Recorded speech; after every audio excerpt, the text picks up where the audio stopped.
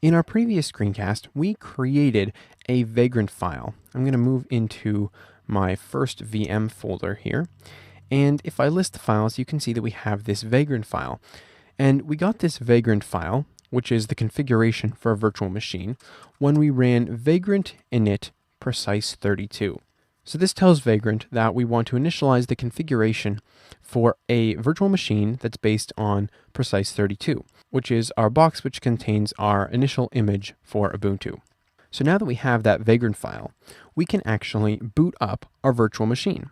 So to do this, we run vagrant up. Vagrant up is a very simple command, but it actually does a lot. Right now, all the vagrant up command has to do is import our base box, as you can see here, and do the standard setup for our virtual machine.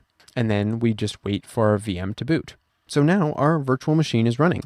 In fact, if I go ahead and open VirtualBox, you can see right here we have our first VM, which is the name of the virtual machine we're running, and you can see that it's running.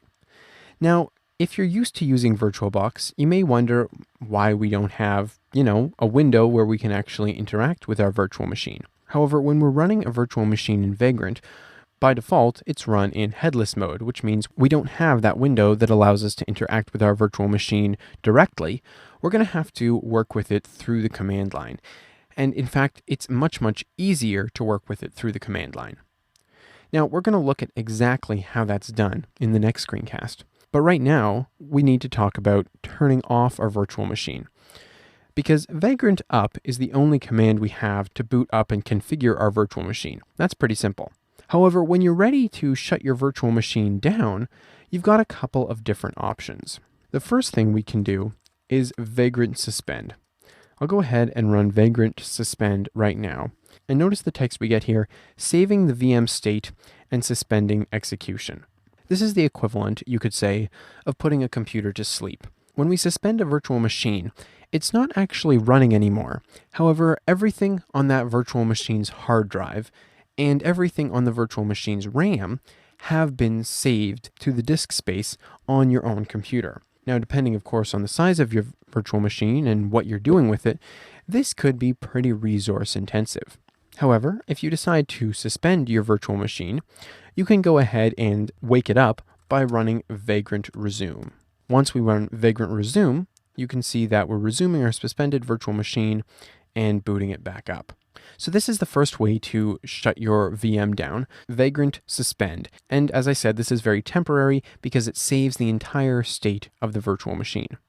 So the next level of shutting down is to actually shut down the machine. And this is also known as a graceful shutdown. So it's more the equivalent of actually choosing to shut down your machine. All the processes have the opportunity to shut themselves down, etc. To do this, we run a vagrant halt.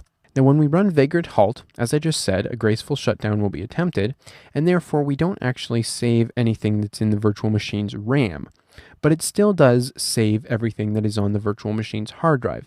So it still is taking up some hard drive space even when the virtual machine is not running. Of course, at this point, if we want to turn our virtual machine back on, we can run vagrant up again. And well, you can see we do get a little bit more output here than we got when coming back from a suspended virtual machine. It's not quite identical to what we got when we initially created our virtual machine by running vagrant up the first time. So you can see that halting it does save you a little bit of time in the restarting of your vagrant virtual machine. However, as I did mention, it does take up some extra space on your hard drive because it's storing what's on the virtual machine's hard drive. Now, the final way to shut down your virtual machine is to run a vagrant destroy. And what vagrant destroy will do is destroy everything in this virtual machine. I'll go ahead and hit Y to tell it that yes, I do want to destroy this virtual machine, and it forces the shutdown and then destroys the virtual machine. Now, you might think that destroying your virtual machine is something you only want to do once you're finished with a project. Because, of course, if you're using a virtual machine in a project, you're going to have project files and configurations stored on that virtual machine. Why would you want to destroy it before you're done with it? But this actually isn't the case. As you'll see as we go through this screencast course, none of what makes the virtual machine specific to a given project is ever only stored on the virtual machine. What I mean by this is that all of the configuration for the virtual machine can be stored inside of our first VM folder here and not inside the actual virtual machine. All of the Vagrant configuration, of course, goes inside that Vagrant file, and then even all of the different project files that we have can be stored inside of this first VM folder through Vagrant's shared folders feature. And we're going to look at this more in the next screencast.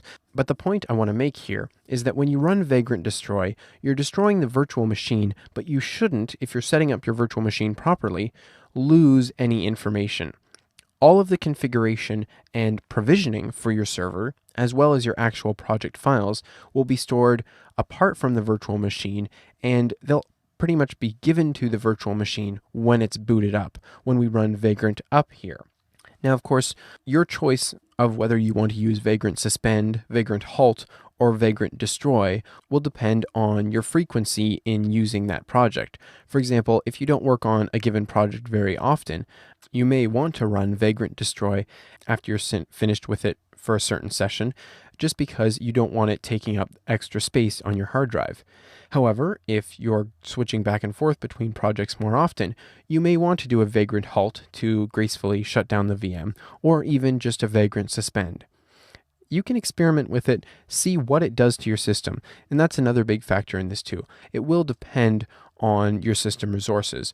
Some more powerful systems won't really be bothered by just suspending or halting the machine. So there you go. Now that we've looked at booting up and subsequently shutting down our virtual machine, we're ready to actually get inside that machine and do something.